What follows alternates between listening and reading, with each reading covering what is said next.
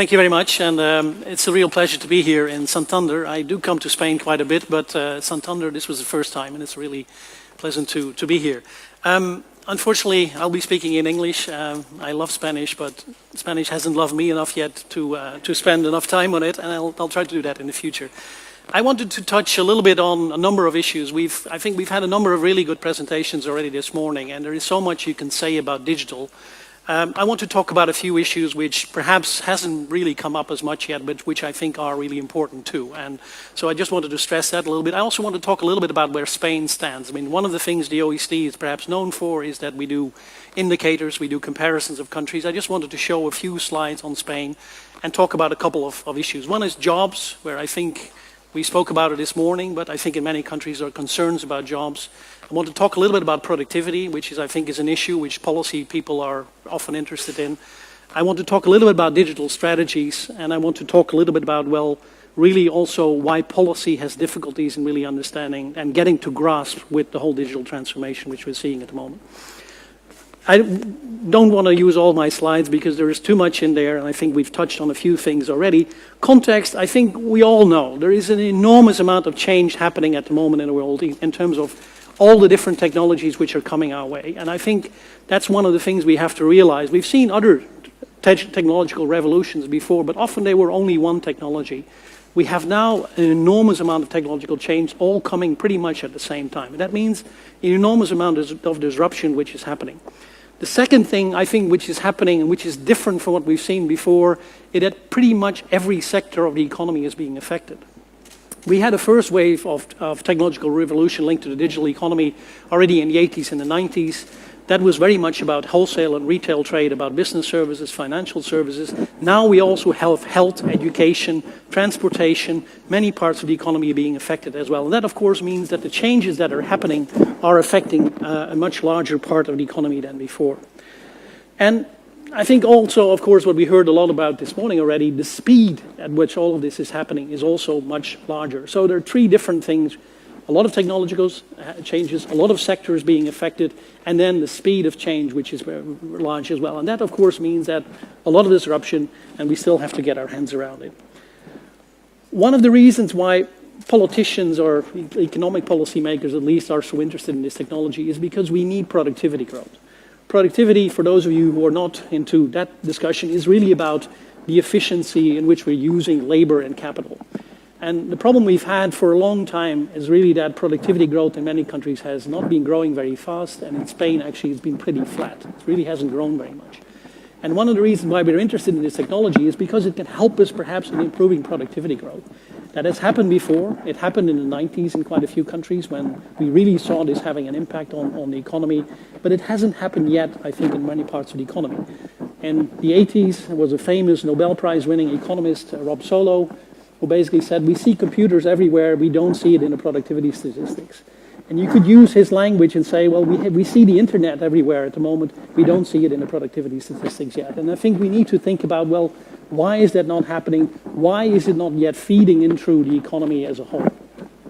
Now, one of the things we did at the OECD in looking at that is to look a little bit more at the micro level. We wanted to understand whether something different is happening. And we looked at really global firms all across many different countries to try and see, well, was there really no productivity growth anywhere, or was it something which was only limited to a few firms? And the slide here basically shows productivity growth from about 2000 until about now, but looking at different types of firms. And what we found is that the global frontier firms, the best firms in many different industries, are still doing pretty well in terms of productivity growth. They are managing to make this technology work in terms of productivity. They are managing to translate this into greater efficiency in different production processes.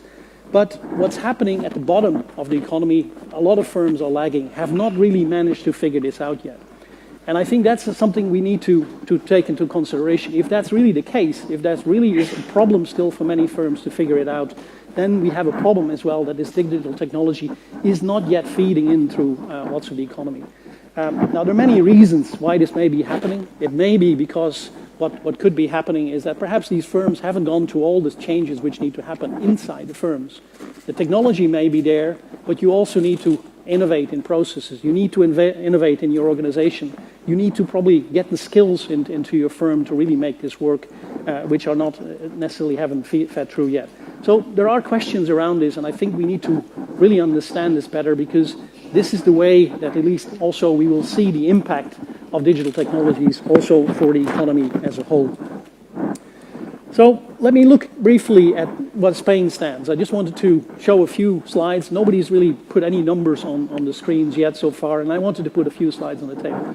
We heard already about Spain. I think you've had a lot of progress already in terms of mobile access, particularly in terms of mobile technologies, where many people are now connected already. Of course, we have countries where even more people, but still there is a good connection now at the moment with mobile, and this is still going up, I think, in many countries. Where Spain has made real progress is in terms of the fiber connections, fiber to the home. Spain is actually only lagging Japan and Korea and a couple of Nordic countries in the number of people who have access to the home in terms of fiber. And that, I think, is a really achievement, which is, of course, really makes you a little bit more future-proof than other countries. And we, for instance, we're working sometimes with other European countries. Germany, which is lagging really, really badly in this area. Countries like France and Italy as well, which are not really doing so well. Spain actually has something to be proud of here. And also, if we look at the growth rate, this is looking at the growth from 1 year in terms of the number of fiber connections. Yeah, it's slipping. My head is Dutch, so it's a little too big sometimes. But here as well, you see that sometimes Spain is actually doing extremely well in terms of the number of connections. This is a slightly complicated slide, but I wanted to show something about how business is using the internet or is using digital technologies at the moment. So what you see here, at the bottom you see a number of different technologies. Then you see the share of firms that are actually using this technology. And on the bottom you have a little diamond, which is the country in the OECD which has the highest rate of uptake. You have a little white bar, which basically shows the lowest country. You have a red dot for Spain. Now, what you typically see in most countries, most firms now have access to broadband. They have the ability to use it. It is there. It helps them. Many firms now have a website as well. They have at least created that ability as well. But if you're then looking a little bit in more detail how firms are actually using this in terms of business processes, we still see very big gaps across countries in terms of how it is really feeding into what firms are actually doing with the technology, even if they have it in place. So for instance, for Spain, you see that in terms of electronic purchasing, using sort of the broadband as well to buy online or to buy through electronic means is still at a much lower level. We see the same for electronic purchases. So in that sense, there is still a way to go before this technology is really fed through into the firms and through the business community to really have an impact on the economy. And that's particularly the case, I think, for some technologies which are particularly interesting for smaller firms, like cloud computing. I mean, this is something where, in principle, if you are a small firm, if you can sort of outsource some of your computing processes to another firm like Amazon and another one, it could be quite interesting. But here again, we see that in many countries, this is not as high yet as we would expect it to be, even though, again, there are differences across countries, with Finland being quite high. Let me talk a little bit about jobs, because I think it came up this morning already. There are worries about this. There are also, I think, typically a lot of optimism of the business sector and basically saying, well, we see new opportunities here. We see new areas where we can develop services. We see new areas where there's potential to tap into new markets. I think what we do know is that many jobs will be changing. Many jobs will be replaced as well because they can be automated. And what we did at the OECD is some work looking very carefully at the tasks that people are doing to try and see, well, can this task in principle be automated, yes or no? And we found it on the average in the countries which we could look at that about 10% of jobs could possibly relatively easily be automated right now. We also found that 25% of jobs would probably be changing in a relatively short time because many of the tasks that people were doing could be automated as well. So we do see a lot of change possibly happening. We don't know the time scale exactly of this because there are many reasons why firms automate or don't automate. So that is something which I think we need to understand more carefully. We also know that the technology is still moving ahead. So what can be automated, what cannot be automated right now, it could possibly be automated a few years from now. So there are changes here which also we need to look at. I think the problem we often have when we look at this, that a lot of people look at the downside. a lot of the discussion is very much about the jobs that we might be losing, not about the jobs that we may be gaining or how jobs are changing. So I think we need to look at the other side of the equation as well. And I wanted to say a few words about that because history basically always suggested that we do see new jobs being created as well if an old technology is disappearing. This is an example from a presentation which an American professor gave at the OECD a little while ago, James Besson, and he looked at basically graphic design jobs and more typesetting jobs. I mean, you used to have people who did the typesetting, who basically made publications for you. Well, that was a job which was completely disappeared because basically it wasn't particularly efficient, and it was replaced by more graphic design jobs, other types of jobs that came back in its place. We have other examples here. For instance, when in the 1980s in the United States, automatic teller machines were introduced, this was an opportunity for many banks, of course, to say, well, we don't need all these clerks anymore. But what happened initially is that a lot of these banks actually decided to open more branches because it became cheaper to have more branches open. So we saw this sort of this complementarity. We saw basically that technology helped sometimes as well to create new jobs. So I think the balance in all of this, we don't know where this is going. We do know there is a lot of uncertainty about jobs. We don't know how many will be created. We don't know how many will be lost. We do know there will be a lot of disruption, and particularly because this technology is moving so quickly. So I think we need to think about this, and we need to look at this very carefully to make sure that we have the policies in place to help this process of job creation, to help create these new firms, these younger firms, these startups, because that's where a lot of the new jobs will be coming from. We do know, and I think we spoke about that a lot already this morning, that we need new skills. A lot of people at the moment don't have the right skills to really compete or to be able to work in this environment where we have a lot more focus on digital technologies. And this is just a chart showing for different countries whether people think themselves, whether they have the right skills to really compete or sort of find a job in the next few years. Of course, this is typically also something where people with education matters. Older people typically have more difficulties because they may not have sort of some of this background. Younger people typically do a little bit better in this. So it's an issue we need to look at very carefully as well. Let me say a few words about what we're trying to do with the OECD. We've worked on digital for quite a long time, probably about the same time as this summit here, 31 years or something like that. It's been on focus at the OECD for some time as well. We hold our regular meetings. We had a big ministerial meeting last year in Cancun where we brought ministers working on digital economy together. We've been working very closely this year with the G20, where also Spain was represented because Spain is being invited. Because there as well, this is the first time that we now see going digital or digital issues on the G20 agenda, which is new, which means that there is an attention, I think, for some of these issues at a higher political level than there was before. However, we still feel we need something a little bit more proactive, a little bit more strategic. We still feel that a lot of the policy discussion on this is too fragmented. It's too siloed and often in many cases. At the moment, I think why we need this, well, I mentioned before, so many sectors involved, so rapidly, so much technological change.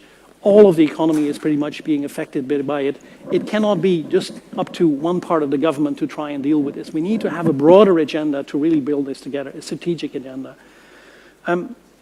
We believe there's a huge potential. This is an area, I think, where the opportunities are really, really wide-ranging. Growth, productivity, well-being, new jobs, better public services, better private service, better targeting of services. So many things that are possible if we get this technology right. And of course, this issue that we have a technology which will be disruptive, which we need to manage as well. So to manage these challenges and to really realize some of these opportunities is something which we need to work on. I think what we see, and there was a Canadian presentation earlier this year which we really liked, it was basically say, well, there's a gap between technology. Technology is 4.0 probably, and policy is 1.0, perhaps 1.5 at best. There is such a big gap which we need to overcome to get this right. So we want to contribute to that discussion and really are bringing all the different parts of the OECD together to try and look at this issue and to try and work together on a more strategic policy agenda where we can really get everybody around the table. I don't want to dwell too much on it, but I think what's interesting is if we would have tried to do the same at the OECD only 5 years ago, we probably would have had 5 different policy parts. Now we have about 15 or 18 parts, which means that now people who work on tax policy find this important. People who work on financial markets think they need to understand the digital economy better. People who work on education, of course, need to understand they need to work on it. So it's a much broader, a much more comprehensive agenda which we're trying to work on now, and which we haven't been able to do before. What we want to do is really improve our understanding of what is happening, and I'll say a few more words about it in a second, to develop better tools, to become more proactive, because I think what we are seeing in many cases is that we are responding to changes. We're responding to Uber, we're responding to Airbnb. We're not trying to look a little bit ahead and try to see, well, can we actually think about these things in advance? Can we try to see where artificial intelligence is going and trying to think a little bit about it? Can we try to understand what type of regulations we can try to put in place to make it a little bit easier for everybody to be in this area and help overcome this gap? I don't want to talk about the detail. I want to say a few words about why we think it is so difficult for policymakers to get their heads around this, because there are some areas where I think it is difficult, because things are changing so rapidly, because many things have changed where we had policies in place which were all sort of still built for an analog era. It was really built on a time that things were all hard and fixed and you could touch them, and nowadays that's different. So for instance, we've had, and I think this is a familiar picture which probably many of you have seen, this technology has come into the economy, into society so quickly. Electricity, many other technologies really took a long time to reach 25% of the population. This technology in many cases has moved enormously quickly. And that means sometimes it is very hard for people who work on policy to adjust to the fact that the world is different, reality is different, things have changed, and that of course creates difficulties. The secondly thing I wanted to mention is the changing nature of capital.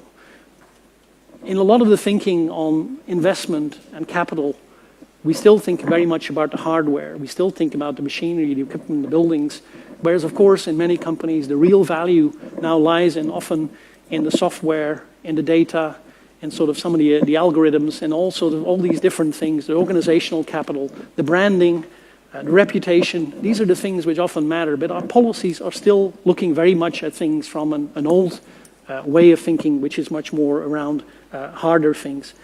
And that often is something which feeds through as well in how we think about different policy areas, that we still haven't really managed to get the grasp with that.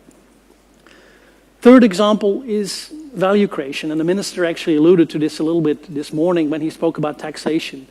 Where do I tax? What do I tax? How can I tax if all of this value is being created, not always exactly the place? I'm so used to this being sort of in a special location, and now where is it being created? Because it's being co-created. It's being created around the world in different places. How do I deal with that for tax policy? How do I deal with education policy when people can now go online and sort of follow courses around the world? What do I do about accreditation? What do I do about trade rules of origin, which basically still also really feel there is a certain place that you're trying to deal with? We're working on all of these issues, but it is something which I think, of course, we are trying to adjust to a reality which is quite different from what it used to be. And finally, I think the point perhaps to say as well that we used to have a very dumb system. The old phone system, telecommunication, was very much, you had a very centralized place where the cables were coming together and you have a switchboard there. Your phone, the one you had, was really pretty dumb, and I think we heard from our colleague from Google this morning already. Now you're walking around with a supercomputer in your pocket, and that supercomputer gives you an enormous amount of power. It gives you an enormous amount of potential to do things with you as an individual, you as a small company, as an entrepreneur, you as a region. There are many different things which you can do, and I think our policies, again, are still often based on basically a centralized place of control, where now perhaps we have to think about it in a slightly different way. These are only a few examples, but I think these are all examples about why we have difficulty sort of making policy meet the technology and how quickly it is changing. So let me end with a few points. I mean, I've mentioned all of these things already. I think there is a massive transformation going on. I think there are many different opportunities of things we can do with this technology. The potential benefits, in my mind, are not automatic. I think some of these changes, the potential is there, but we need to work on it. You as businesses people, you as people in academia, but also policy makers need to work on this to try and see that we seize this opportunity for change, for a better future, but also to really do something with it. We need to overcome that gap which there really is between policy and technology. And what we hope to contribute is that there's a lot of scope for learning here. There's a lot of things we can learn from each other. You in the business sector, we as policy people working with different countries, nobody has really figured this out yet. Everybody's trying to learn from each other to see how we can make this happen. So I think there's a lot of scope to learn from each other in conferences like this and others. I don't want to say too much about policy. I think there are a lot of things which need to happen. Rolling out fiber, a lot happening here. Scaling of new business models is really important. Getting this technology out to everybody. Regulatory frameworks are really important. Skills are really important. Innovation is really important. Privacy, security, really important. All these different things. It's a very wide-ranging agenda, and that makes it hard as well, and makes it therefore also something which needs to be worked on at a very strategic level with leaders being involved. So let me end it there. A lot. I typically try to cover too much, but I wanted to give you a few insights, perhaps of things which hadn't been too much covered on this morning yet, and give you a few bits of food for thought. And thank you very much for your attention.